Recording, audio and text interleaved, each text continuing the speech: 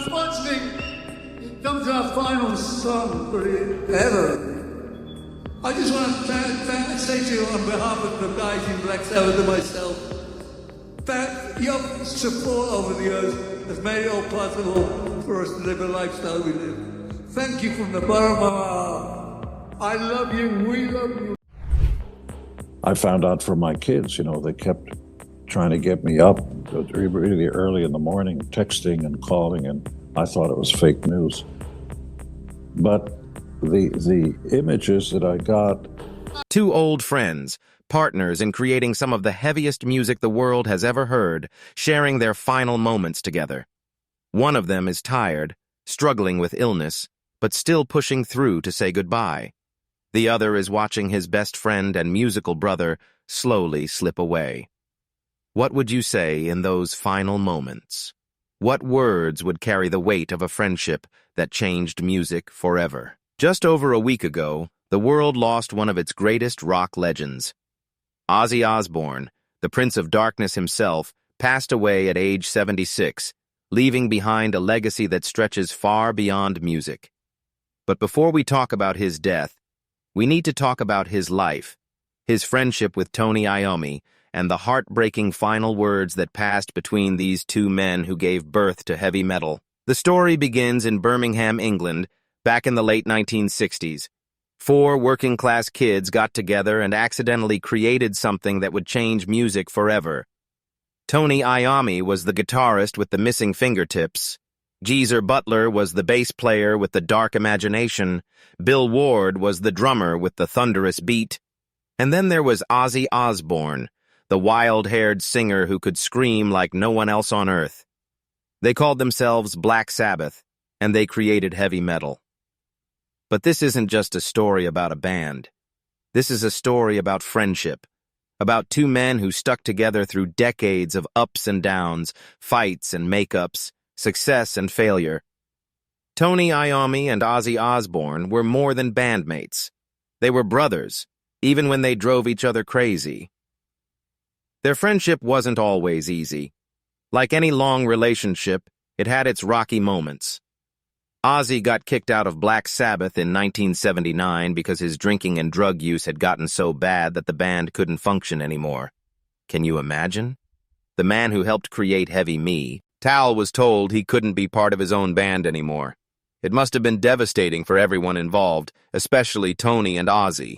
But here's the beautiful thing about real friendship. It survives even the worst storms. Over the years, Ozzy and Tony found their way back to each other again and again. They reunited for tours and albums. They put aside their differences because the music they created together was bigger than any personal problems they might have had. Tony Iommi was always the steady one in the relationship, while Ozzy was the wild showman, the one who bit the heads off bats and doves. Tony was the quiet genius behind the guitar. He was the one who came up with those heavy, dark riffs that made Black Sabbath sound like nothing anyone had ever heard before. But more than that, he was often the one who looked out for Ozzy, who tried to keep him grounded when the fame and the substances threatened to pull him away completely. As the years went by, both men got older. Tony dealt with his own health problems, including a battle with cancer, but it was Ozzy who seemed to struggle more with the effects of time and his past lifestyle choices. The years of hard living had taken their toll on his body. In recent years, he had been dealing with Parkinson's disease, a condition that made it harder and harder for him to move and perform the way he used to. Despite his health problems, Ozzy kept trying to perform. Music wasn't just his job. It was his life, his identity, his reason for being. And Tony understood that better than anyone. They had been making music together for over 50 years. They had seen each other at their best and their worst. They had created songs that millions of people around the world considered some of the greatest rock songs ever written. Earlier this year, Black Sabbath played what would turn out to be their final show together. It was called Back to the Beginning, and it took place in Birmingham, their hometown, the place where it all started. For Ozzy, this show was incredibly important. He knew his health was failing, and he wanted to say goodbye properly, not just to his fans, but to the band that had been his life for so many decades. But the show was also heartbreaking to watch for those who knew Ozzy well. The man who used to run around the stage like a wild animal, who used to climb on stage equipment and interact with every single person in the audience, had to perform most of the show sitting down on a throne. His body just couldn't support him for a full concert anymore. Tony Iommi later talked about how difficult this was for Ozzy. He said that Ozzy was both moved and frustrated during that final show. Ozzy wanted to stand up and perform the way he always had, but his body wouldn't let him. Can you imagine how that must have felt? To have all that energy and passion trapped inside a body that could no longer express it the way it used to? The day before that final show, Ozzy sent Tony a text message. It was simple, but it revealed so much about how he was feeling. He told Tony that he was tired and low on energy.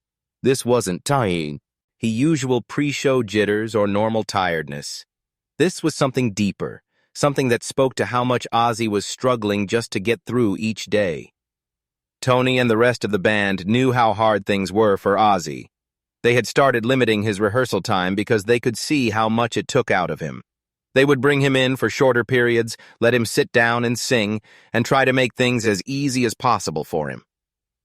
It was their way of taking care of their friend, of making sure he could still do what he loved without pushing himself too hard.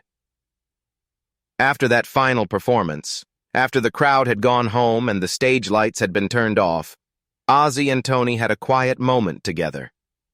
It was just the two of them, two old friends who had been through everything together. And that's when Ozzy said the words that would haunt Tony forever after. Looking at his oldest friend and musical partner, Ozzy simply said, "It went all right, didn't it?"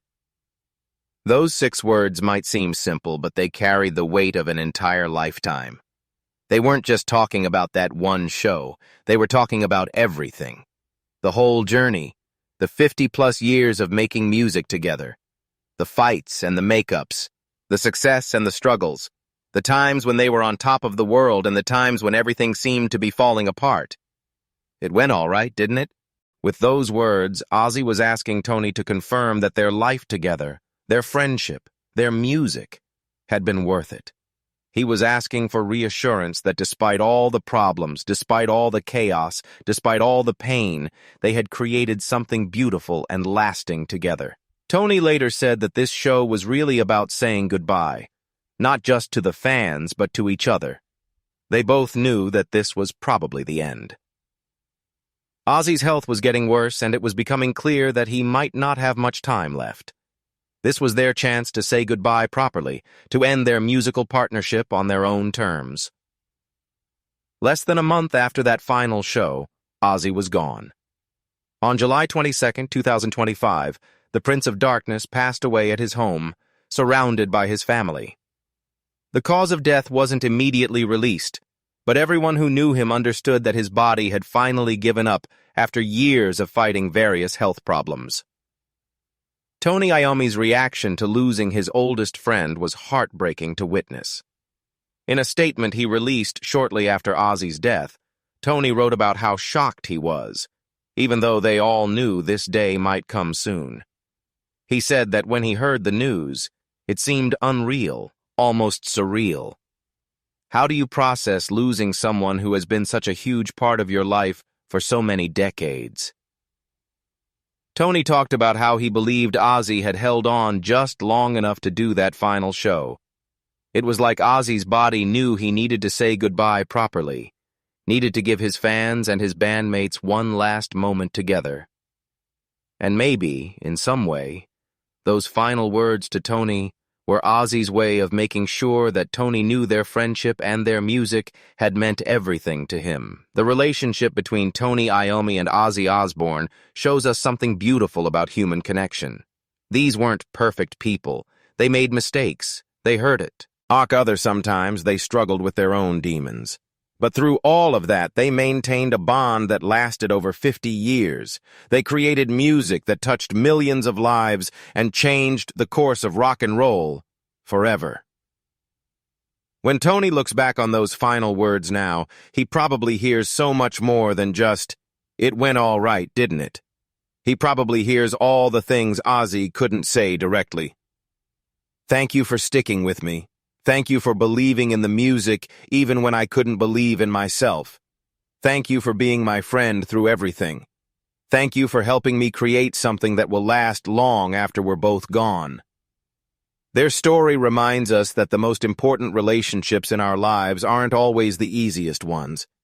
Sometimes the people who mean the most to us are the ones who challenge us, who push us to be better, who stick around even when things get difficult. Tony and Ozzy had that kind of relationship. They were creative partners, they were business associates, but most importantly, they were friends. The music that Tony Iommi and Ozzy Osbourne created together will live on long after both of them are gone. Songs like Iron Man, Paranoid, War Pigs, and Sweet Leaf will continue to inspire new generations of musicians and fans. But for those of us who love their music, knowing about those final words between two old friends makes their legacy even more meaningful. It went all right, didn't it? Yes, Ozzy, it went more than all right. You and Tony created something magical together. You gave the world heavy metal. You showed us that music could be dark and beautiful at the same time. You proved that friendship could survive anything if it's strong enough and real enough. The bond between Tony Iommi and Ozzy Osbourne teaches us about loyalty, about creativity, about the power of music to connect people across decades and differences. Their friendship wasn't perfect, but it was real, and it produced some of the most influential music in rock history. As Tony continues on without his oldest friend and musical partner, he carries with him not just the memory of those final words, but the memory of everything they built together. Every time someone picks up a guitar and plays a heavy metal riff, every time a singer screams into a microphone with passion and power, every time a band takes the stage and plays music that comes from their hearts and souls, the legacy of Tony Iommi and Ozzy Osbourne lives on. Their story reminds us to appreciate the people in our lives who truly understand us, who share our passions, who stick with us through good times and bad. It reminds us that sometimes the most powerful words are the simplest ones, spoken between people who have shared a lifetime of experiences. It went all right, didn't it? Yes, it did, Ozzy. It went beautifully. If this story touched your heart the way it touched mine, please hit that like button to show your support. Share this video with other music fans who understand what it means to lose a legend. And don't forget to subscribe to our channel for more stories about the people and moments that shaped the music we love. In the comments below, tell us about your favorite Ozzy Osbourne or Black Sabbath memory. Let's celebrate the life and legacy of the Prince of Darkness together, and remember that even in the darkest music, there can be incredible light and love.